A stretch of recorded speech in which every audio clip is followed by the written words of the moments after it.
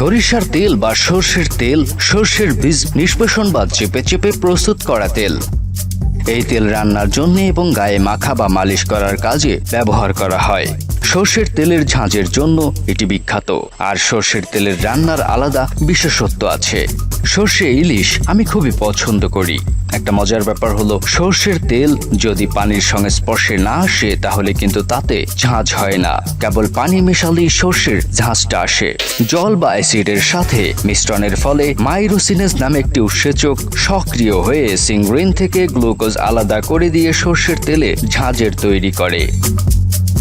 ভারতীয় উপমহাদেশে খ্রিস্টপূর্ব 3000 অব্দ থেকে সর্ষের ব্যবহার হয়ে আসছে। ইংরেজি নাম মাস্টার্ড অয়েল। সরিষা দানায় তৈরি প্রাচীন এই তেল হৃদযন্ত্র ভালো রাখে, ক্যান্সারের ঝুঁকি কমায়, আরও সাহায্য করে হজমে। এর ভিটামিন মিনারেল চুলের অকাল পক্কতা রোধ করে। সর্ষের তেলে গ্লুকোসিনোলেট নামক উপাদান থাকে, যা অ্যান্টিকার্সিনোজেনিক উপাদান হিসেবে পরিচিত। তাই এটি ক্যান্সারজনিত টিউমারের গঠন প্রতিরোধে সাহায্য করে। আমাদের বাবা মায়েরা কিন্তু খাঁটি সরিষার তেলের খাবার খেয়েই বড় হয়েছে।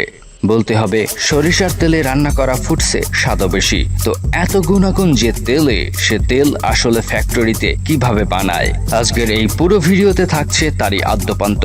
পুরো ভিডিওটা আপনার ভালো লাগবে, কথা দিচ্ছি। তাই বস, একটা সেকেন্ড স্কিপ নয়, same as previous video, watch with me and let's start today's video.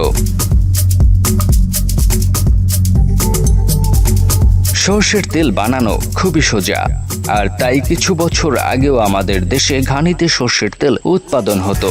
দেশে এখনো অনেক কম দামি মেশিনে অল্প খরচে খোলা সর্ষের তেল উৎপাদন হয়ে আসছে। এ তো ঘানিয়ার মিলের কথা, কিন্তু ফ্যাক্টরিতে কিভাবে এই তেল বানায় বলবো, চলুন।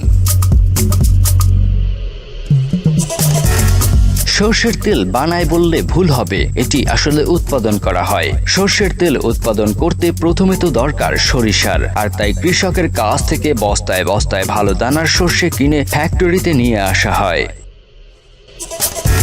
ফ্যাক্টরিতে এনে এই সর্ষের দানাকে প্রথমত সর্টিং করা হয়। এই পদ্ধতিতে সর্ষের দানা ঝুরঝুরে করা হয়। খারাপ ও ছোট কালো দানা এই সর্টিং এর সময় বাদ দিয়ে দেয়া হয়। কেবল মোটা সাদা ধবধবে দানাই থেকে যায়।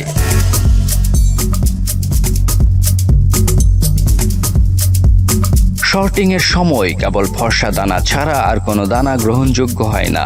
সর্টিং এর পর ওই গ্রহণযোগ্য দানা এই মেশিনে ঢালা হয়। এই মেশিন সরিষাকে সাফাই করে। এই সাফ করার মেশিন সর্ষের ভেতরে থাকা পাথর আবর্জনা যদি থাকে তা একটা একটা করে সাফ করে দেয়।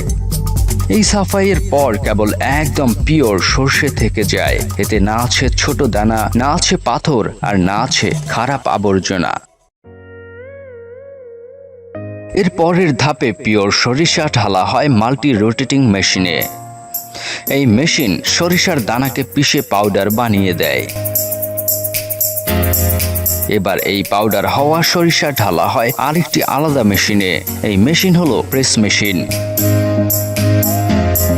এই মেশিন চেপে চেপে সরিষা থেকে তেল বের করে দেয়। এই মেশিনে এমন জোরে চাপ দেয় যে সরিষার ভেতরে একটু তেলও অবশিষ্ট থাকে না।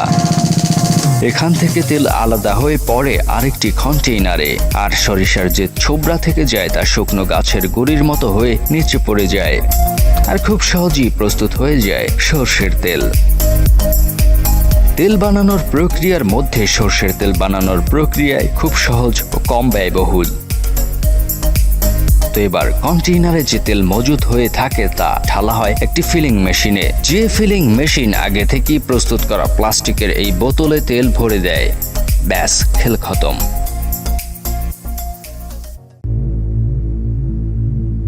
সর্ষের তেলে সস্তা ভেজাল দেওয়ার জন্য অনেক সময় শিয়াল কাটার বীজের তেল ব্যবহার হয়। 1998 সালে উত্তর ভারতে কয়েকটি বিখ্যাত খাদ্য তেল কোম্পানির সর্ষের তেলের মধ্যে এর ভেজাল থাকার কারণে প্রায় 2500 লোকের মধ্যে এর বিষক্রিয়া দেখা যায় এবং অন্তত 65 জন মারা যায় ওই বিষক্রিয়ায়। এ কারণে সর্বজনীনভাবে সর্ষের তেলের ব্যবহার দিন দিন কমে যাচ্ছে। তো বস, সর্ষের তেল কিনলে অবশ্যই নামি দামি কোম্পানির সর্ষের তেল কিনুন। আজ আপনার কাছে প্রশ্ন, সর্ষের তেল আপনি কি ব্যবহার করেন? আর রান্নায় কি কখনো সরিষার তেল খেয়েছেন?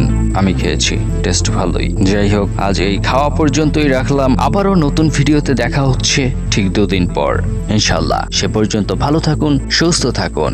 আল্লাহ হাফেজ।